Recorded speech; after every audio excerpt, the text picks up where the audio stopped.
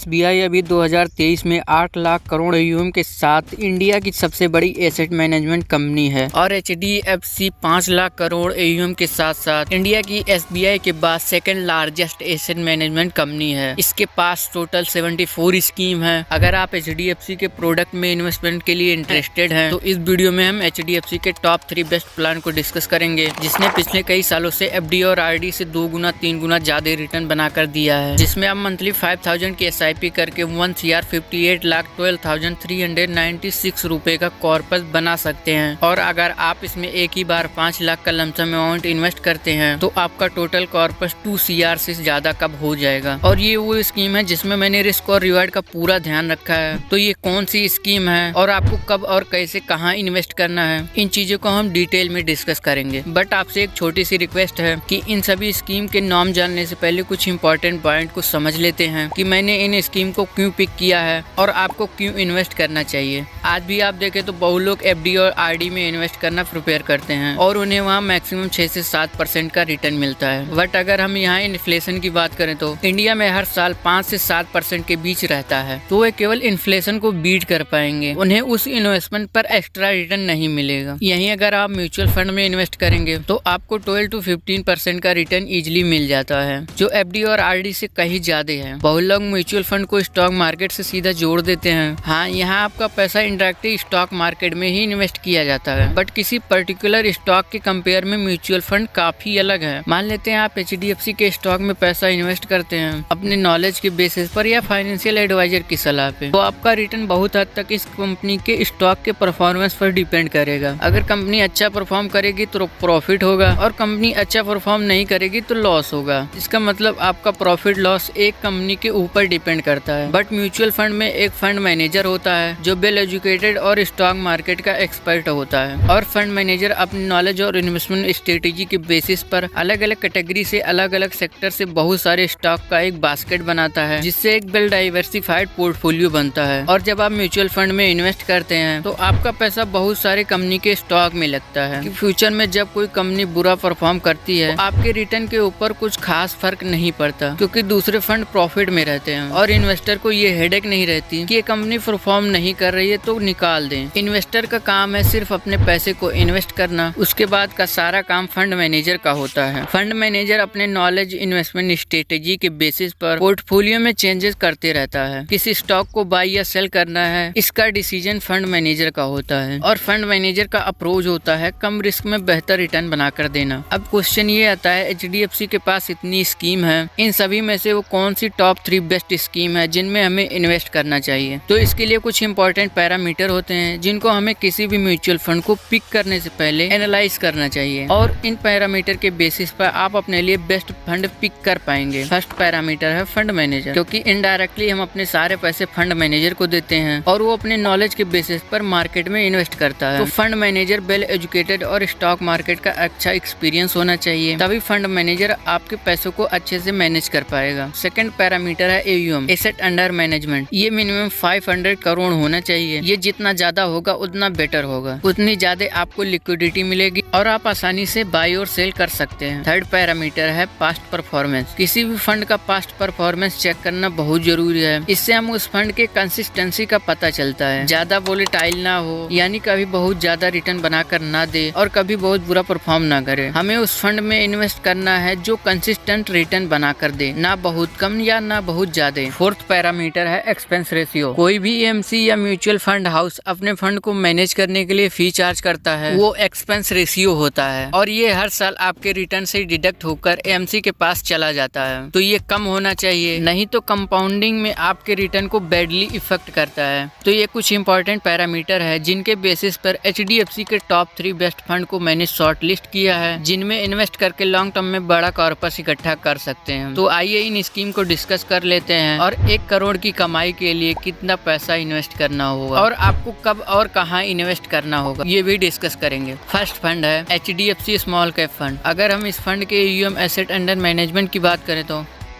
Fund manager हैं चिराग सीतलवाड़, जो 2014 से इस फंड को मैनेज कर रहे हैं। इस फंड का एक्सपेंस रेशियो 0.75% है। इस फंड का एग्जिट लोड 1% है। अगर आप 365 डेज के अंदर अपनी यूनिट्स को रिडीम करते हैं तो आपको 1% का चार्ज देना होगा। इसमें आप मिनिमम 100 से SIP कर सकते हैं और मैक्सिमम का कोई लिमिट नहीं है। लमसम इन्वेस्टमेंट की बात करें तो मिनिमम 100 से आप स्टार्ट कर सकते हैं, मैक्सिमम का अगेन कोई लिमिट नहीं है। चलिए एक बार इस फंड के रिटर्न को चेक कर लेते हैं। लास्ट 1 ईयर 39% का रिटर्न दिया है, लास्ट 3 ईयर में 39% का रिटर्न दिया है, लास्ट 5 ईयर में 22% का रिटर्न दिया है, लास्ट 7 ईयर में 22% का रिटर्न दिया है और अपने लॉन्च डेट से 20% का बेहतरीन रिटर्न बनाकर दिया है। अब आइए इस फंड के रिटर्न को कैलकुलेट कर लेते हैं। मान लेते हैं आप इसमें 5000 की मंथली SIP लेते हैं 15 सालों के लिए और हम एक्सपेक्ट करते हैं 20% का रिटर्न मिलेगा, क्योंकि इसका ऑल टाइम एवरेज रिटर्न 20% है। तो आफ्टर 15 ईयर आपके पास टोटल कॉर्पस 56,76,474 रुपीज होगा। और अगर आप इन्वेस्टमेंट ड्यूरेशन को 5 साल और एक्सटेंड कर देते हैं तो आफ्टर 20 ईयर आपके पास टोटल कॉर्पस 1,58,12,396 रुपीज होगा। तो यहाँ केवल 5 साल इंक्रीज करने पर लगभग 1 करोड़ का कॉर्पस बढ़ गया। इसी को पावर ऑफ कंपाउंडिंग कहते हैं। आप जितना ज्यादा समय के लिए इन्वेस्टेड रहेंगे उतना ज्यादा बेनिफिट मिलेगा आपको। अगर आप इस फंड में 2 लाख का लमसम अमाउंट इन्वेस्ट करते हैं तो आफ्टर 20 ईयर आपके पास टोटल कॉर्पस 1,05,65,506 रुपीज बन जाएगा। अगर आप इसी फंड में 5 लाख की लमसम अमाउंट इन्वेस्ट करते हैं तो आफ्टर 20 ईयर आपके पास टोटल कॉर्पस 2,64,13,765 रुपए बन जाएंगे। कुल 5 लाख में आप इतना बड़ा कॉर्पस बना सकते हैं। अब आइए इस फंड के पोर्टफोलियो पे नजर डालते हैं। इस फंड के पोर्टफोलियो में 14 सेक्टर हैं। इस फंड का major portion sector wise services sector में 21% है। इसी तरह ये फंड और भी सेक्टर में होल्डिंग ले रखा है। अगर इसके स्टॉक होल्डिंग की बात करें तो इसका मेजर होल्डिंग है सोनाटा सॉफ्टवेयर में 4% का। इसी तरह ये फंड कई वेल एस्टेब्लिश कंपनी में होल्डिंग ले रखा है।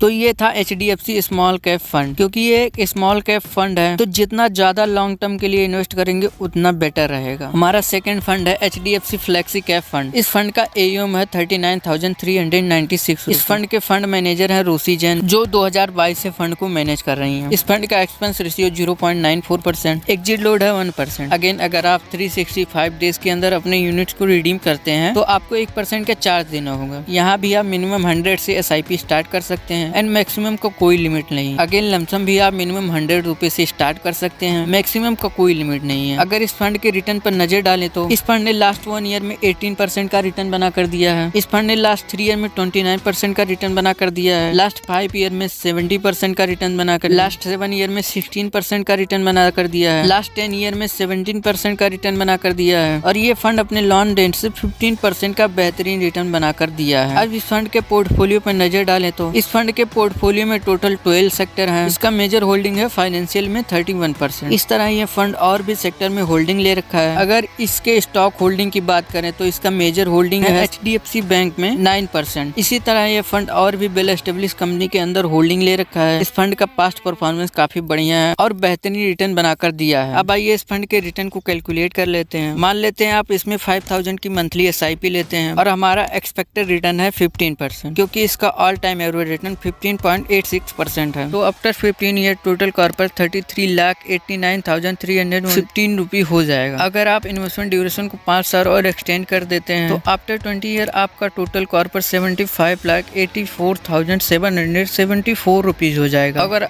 आप इसमें एक मुश्त 2 लाख का लमसम अमाउंट इन्वेस्ट करते हैं आफ्टर 13 ईयर आपका टोटल कॉर्पस 39,43,098 रुपीज हो जाएगा। और अगर आप 5 लाख का लमसम अमाउंट इन्वेस्ट करते हैं तो आफ्टर 20 ईयर आपका टोटल कॉर्पस 98,57,746 रुपीज बन जाएगा। ये एक फ्लेक्सी कैप फंड है तो आप इसमें लॉन्ग टर्म इन्वेस्टमेंट करके बढ़िया कॉर्पस बना सकते हैं, क्योंकि ये एक फ्लेक्सी कैप कैटेगरी का फंड है। फ्लेक्सी कैप कैटेगरी में फंड मैनेजर का कोई रिस्ट्रिक्शन नहीं होता है कि किस कैटेगरी में कितना इन्वेस्ट करना है। सारा डिसीजन फंड मैनेजर का होता है। उसे लार्ज कैप में, मिड कैप में या स्मॉल कैप में कितना इन्वेस्ट करना है, इसका सारा डिसीजन फंड मैनेजर का होता है। हमारा थर्ड फंड है HDFC मिड कैप फंड। इसका AUM है 47,846 करोड़। फंड मैनेजर है चिराग सीतलवाड़, जो 2013 से इस फंड को मैनेज कर रहे हैं। Expense ratio 0.85%। अगेन इसमें भी एग्जिट लोड 1% है, यानी 365 डेज के अंदर यूनिट्स को रिडीम करने पर आपको 1% का चार्ज देना होगा। मिनिमम SIP इन्वेस्टमेंट की बात करें तो आप 100 से स्टार्ट कर सकते हैं। अगेन मैक्सिमम का कोई लिमिट नहीं। लमसम भी आप 100 से स्टार्ट कर सकते हैं और मैक्सिमम का कोई भी लिमिट नहीं है। इस फंड के पास्ट रिटर्न पर नजर डालें तो इस फंड ने लास्ट 1 ईयर में 36% का रिटर्न बना कर दिया है, लास्ट 3 ईयर में 33% का रिटर्न बना कर दिया है, लास्ट 5 ईयर में 22% का रिटर्न बना कर दिया है, लास्ट 10 ईयर में 23% का रिटर्न बना कर दिया है और अपने लॉन्ग डेज से 20% का बेहतरीन रिटर्न बना कर दिया है। ये फंड भी लॉन्ग टर्म में अच्छा रिटर्न बना कर दिया है। आइए इस फंड के पोर्टफोलियो पर नजर डालते हैं। इस फंड के पास 14 सेक्टर है। इसका major holding sector wise financial में 18% है। इसी तरह ये फंड और भी सेक्टर में होल्डिंग ले रखा है। इस फंड के स्टॉक होल्डिंग की बात करें तो इसका मेजर होल्डिंग है दी इंडियन होटल कंपनी में 3.76%। इस तरह ये फंड और भी स्टॉक में होल्डिंग ले रखा है। ये चीजें आप वीडियो को पॉज करके देख सकते हैं। तो ये था HDFC के टॉप 3 बेस्ट स्कीम। अगर आप ज्यादा रिस्क लेना नहीं चाहते तो आप सेकंड और थर्ड फंड को इन्वेस्ट कर सकते हैं। फर्स्ट फंड क्योंकि ये एक स्मॉल कैप कैटेगरी फंड है तो ये थोड़ा ज्यादा रिस्की वोलेटाइल है, बट इसमें आप रिटर्न भी ज्यादा एक्सपेक्ट करते हैं। अगेन ये वीडियो कोई बाय सेल की रिकमेंडेशन नहीं है एंड ना ही मैं सेबी ऑथराइज्ड फाइनेंशियल एडवाइजर हूँ। आपको कितना इन्वेस्ट करना है, कैसे इन्वेस्ट करना है, कहाँ इन्वेस्ट करना है, ये सारा डिसीजन आप अपने फाइनेंशियल एडवाइजर से कर सकते हैं और उससे मदद ले सकते हैं। कोई क्वेश्चन या क्वेरी हो तो कमेंट करिएगा, हम सॉल्व करने की पूरी कोशिश करेंगे। मिलते हैं नई वीडियो में, तब तक के लिए जय हिंद जय भारत।